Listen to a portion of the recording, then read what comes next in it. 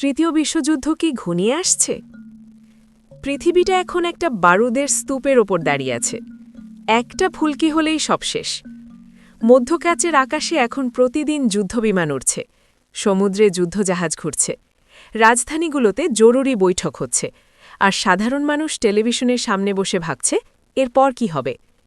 আজকের এই লেখায় আমরা সেই প্রশ্নেরই উত্তর খোঁজার চেষ্টা করব, কোনো পক্ষ নেওয়া ছাড়া, কোনো আবেগ ছাড়া, শুধু ঘটনা, বাস্তবতা এবং বিশ্লেষণ। প্রথমে বুঝতে হবে ঘটনাটা আসলে শুরু হয়েছে কোথা থেকে। 2023 সালের অক্টোবরে হামাস ইসরায়েলে একটি বড় আক্রমণ করে। সেই আক্রমণে প্রায় 1200-র বেশি ইসরায়েলি নিহত হয়। ইসরায়েল সেই আক্রমণের জবাবে গাজায় যুদ্ধ শুরু করে। সেই যুদ্ধে গাজায় হাজার হাজার ফিলিস্তিনি নিহত হয়।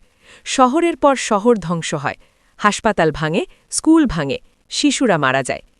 এই যুদ্ধ আর শুধু হামাস বনাম ইসরায়েলের মধ্যে সীমাবদ্ধ থাকেনি। ধীরে ধীরে এতে জড়িয়ে পড়তে শুরু করে অনেক পক্ষ। লেবানন থেকে হিজবুল্লাহ রকেট ছুড়তে শুরু করে ইসরায়েলের দিকে। ইয়েমেন থেকে হুথিরা লোহিত সাগরে ইসরায়েলি ও পশ্চিমা জাহাজে আক্রমণ করতে শুরু করে। ইরাক ও সিরিয়া থেকে ইরানপন্থী মিলিশিয়ারা আমেরিকান ঘাঁটিতে ড্রোন হামলা চালাতে শুরু করে। আর এই সব কিছুর পেছনে একটাই নাম বারবার উঠে আসে, ইরান।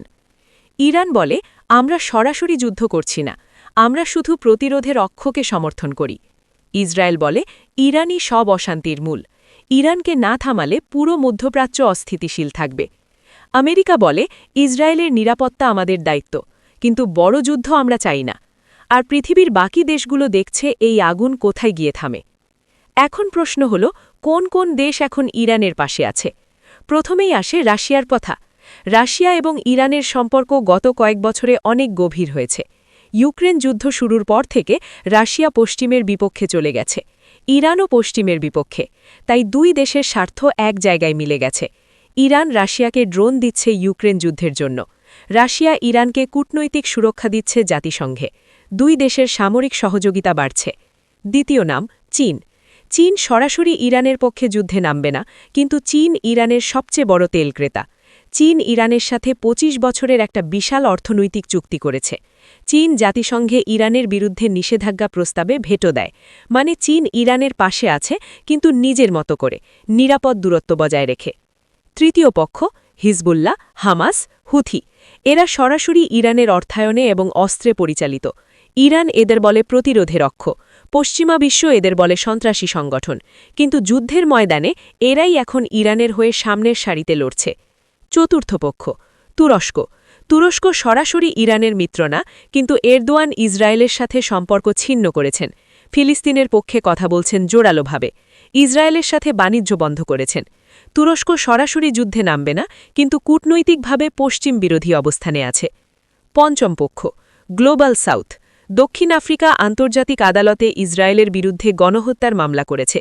বলিভিয়া, কলম্বিয়া, নিকারাগুয়া ইসরায়েলের সাথে কূটনৈতিক সম্পর্ক ছিন্ন করেছে। মালয়েশিয়া ও ইন্দোনেশিয়া ইসরায়েলের তীব্র সমালোচনা করছে। এই দেশগুলো সরাসরি ইরানের মিত্র না, কিন্তু এরা ইসরায়েল বিরোধী অবস্থানে আছে। এখন ইসরায়েলের পক্ষে কে আছে? আমেরিকা সবার আগে। আমেরিকা ইসরায়েলকে প্রতি বছর কোটি কোটি ডলারের সামরিক সাহায্য দেয়। গাজা যুদ্ধে আমেরিকা ইসরায়েলকে বোমা দিয়েছে, অস্ত্র দিয়েছে, জাতিসংঘে যুদ্ধবিরতির প্রস্তাব আটকে দিয়েছে। তারপর আসে ব্রিটেন, ফ্রান্স, জার্মানি।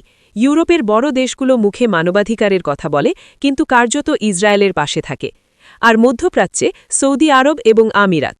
এরা প্রকাশ্যে ইসরায়েলের পক্ষে না, কিন্তু ইরানের বিরুদ্ধে, মানে শত্রু বন্ধু।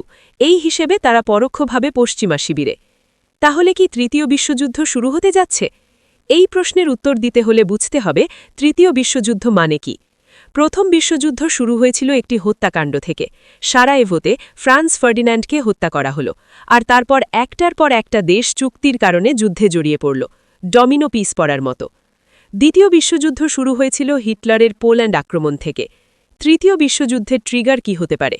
অনেক বিশেষজ্ঞ বলছেন, যদি ইরান সরাসরি ইসরায়েলে বড় আক্রমণ করে এবং আমেরিকা সরাসরি ইরানে পাল্টা আক্রমণ করে, তাহলে রাশিয়া ও চীন চুপ থাকবে না, আর তখন পুরো পরিস্থিতি নিয়ন্ত্রণের বাইরে চলে যেতে পারে।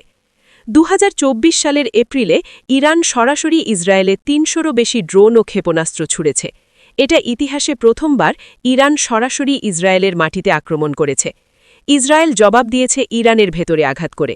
পৃথিবী কয়েক ঘণ্টার জন্য শ্বাস বন্ধ রেখেছিল, কিন্তু দুই পক্ষই সেবার পিছিয়ে এসেছে। কারণ উভয়েই জানে পূর্ণমাত্রার যুদ্ধ মানে শুধু একে অপরের ক্ষতি না, সেটা হবে পুরো অঞ্চলের ধ্বংস। কিন্তু এই সংযম কি সবসময় থাকবে? এখানেই বিপদ।